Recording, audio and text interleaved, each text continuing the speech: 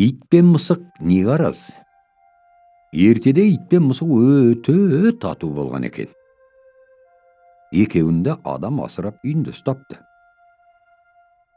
Күндердің бір күнінде бір адамның майсынген тері дорбаға салып сақтап жүрген алтыны жоғалады.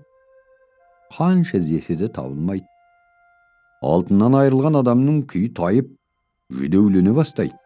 Тапқан таянғаны ішіп жеуге жетпеуге айналады.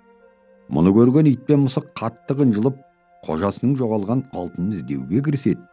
Екеуі ойғырды аралап, бармаған тау баспаған жері қалмайды. Ақыры титықтап үйлеріне қайтады. Ит пен мысық үнжұрғасы түсіп, үнсіз келе жатқанда кенет қожасының майсынген дорбасының иісі мұрындарын жарып жібере жаздайды. Қуанғаннан ит қыңсылап, мысық мияулап жібереді. Ит айнала жүгіріп, тіміскілеп, ақыры бір тышқанның інін тырналап қаза бастайды. Мысықтың қуанышы қойнына сыймай, аңдып қарап отыра береді. Ит көп азаптанып, тышқанның түбіне жетсе, алтын салынған майлы дорбаны тышқан тығып қойған екен. Ит, "Мынаны көрдің бе?" деп алтынды мысықтың алдына лақтырып тастайды. Мысық сол кезде иесіне жақсы атанбақ болып, иттен бұрын алтынды ала қашады. Мысық үйдің төбесімен қарғи жүгіріп иесіне жетеді де алтынды тастай салады. Мұны көріп қожасы қуанып кетеді.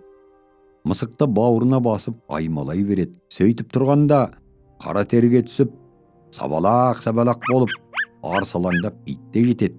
Келген бойда қожасының аяғына оралып қыңсылай еркелейді. Ештеңені түсінбеген ол итін теуіп жекіріп қуып тастайды. Жәбір көрген ит ызаланып мысыққа тап береді. Қожасы арашалап екеуін зорға айырып алады да мысықты үйіне алып кетеді. Ол күннен бастап итті үйіне жолатпайды. Мінекей, содан бері ит пен мысық бірімен бірі араз болып қалыпты. Мысықтың тышқанға өштесуі де ол күннен басталыпты.